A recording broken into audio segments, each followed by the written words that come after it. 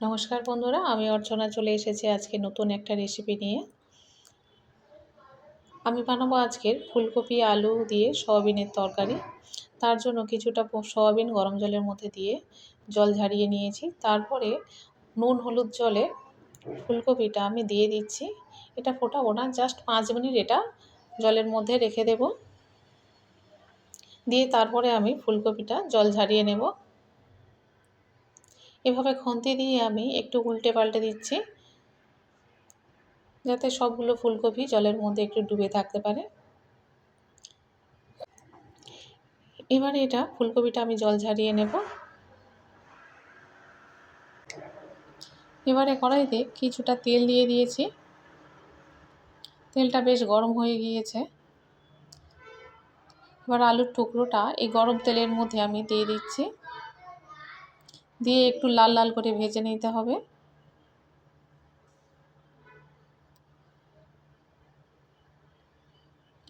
একটু ভালো করে ভেজে নেব।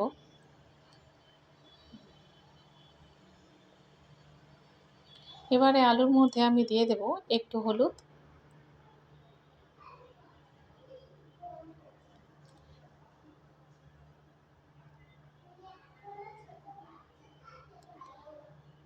আলু ভাজাটা প্রায় হয়ে এসেছে। এবার এখানে পেঁয়াজ, টমেটো, কাঁচা লঙ্কা, আদা নিয়ে নিয়েছি। এটা ভালো করে পেস্ট করে নেব। তারপর ফুলকপিটা জল ঝরাতে একটু সময় লেগেছিল। জলটা ঝরিয়ে গরম তেলের মধ্যে দিয়ে দিয়েছি। তেলটা সামান্য একটু ছিল কড়াইতে, সেই তেল, কিন্তু পরে তেল একটু দিতে হবে।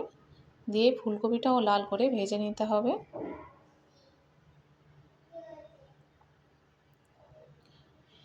এভাবে নাড়াচাড়া করে আমি ফুলকপিটা ভেজে নেব। ফুলকপিটা ভাজা হয়ে গিয়েছে, আমি তুলে নিচ্ছি। আবারও কড়াইতে একটু তেল দিয়েছি, নুন দিলাম আর একটু হলুদ দিয়ে সয়াবিনটা ভেজে নিতে হবে।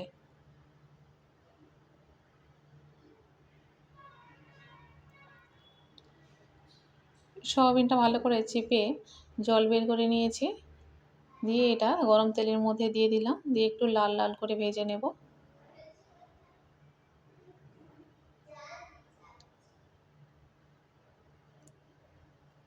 এভাবে বারবার নাড়াচাড়া করে আমি সয়াবিনটা ভালো করে ভেজে নিয়েছি। এবার ভাজা সয়াবিনটা আমি তুলে নিলাম। তারপরে কড়াইতে একটু তেল দিয়েছি, শুকনো লঙ্কা, তেজপাতা দিয়ে দিলাম। আর দিচ্ছি গোটা গরম মশলা, যেমন লবঙ্গ, দারচিনি, এলাচ, একটাই এলাচ দিয়েছি। এবার এর মধ্যে দিয়ে দেব গোটা জিরে।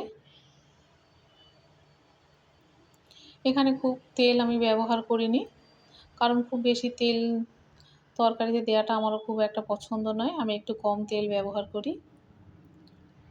অর্ধেক চামচ রসুন বাটা দিয়ে দিলাম।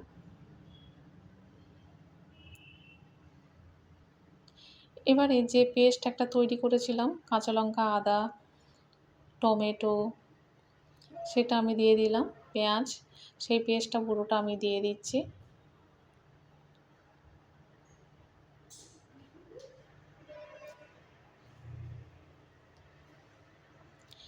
দিয়ে এভাবে আমি মশলাটা কষিয়ে নেব। যেটুকু লেগে আছে সেটাও আমি চামচ দিয়ে আমি এটা বের করে নিচ্ছি। নিয়ে কড়াইতে দিয়ে দেব। অনেকটা লেগেছিল।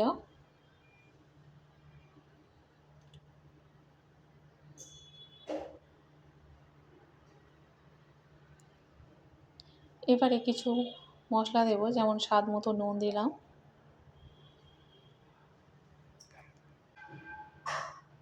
আর দেব জিরা গুঁড়ো, ধনিয়া গুঁড়ো দিলাম 1 চামচ। অর্ধেক চামচ দেব মরিচের গুঁড়ো। হলুদ দেব 1 চামচ। লাল লঙ্কার গুঁড়ো দিলাম 1 চামচ। এবার এটা সব মশলা দিয়ে দিয়েছি, ভালো করে কষিয়ে নিতে হবে।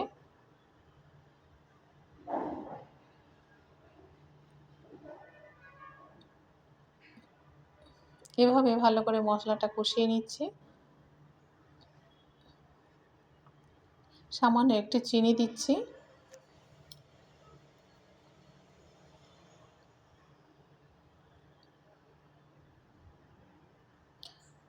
অনেকক্ষণ কষানোর পরে একটু জল দিয়ে দেব।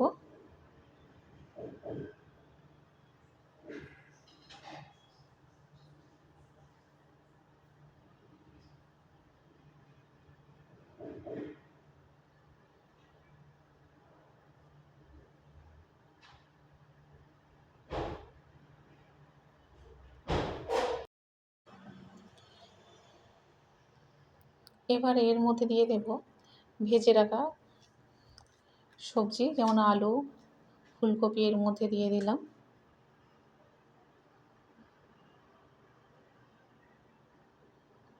দিয়ে একটু নাড়াচাড়া করে নিতে হবে।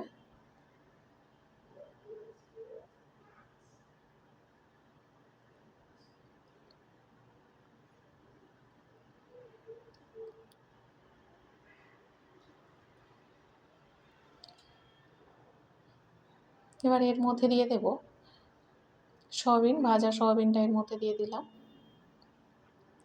এবার এটা ঢেকে দেব। কিছুক্ষণ পরে এর মধ্যে আরও একটু জল দিয়ে দিতে হবে।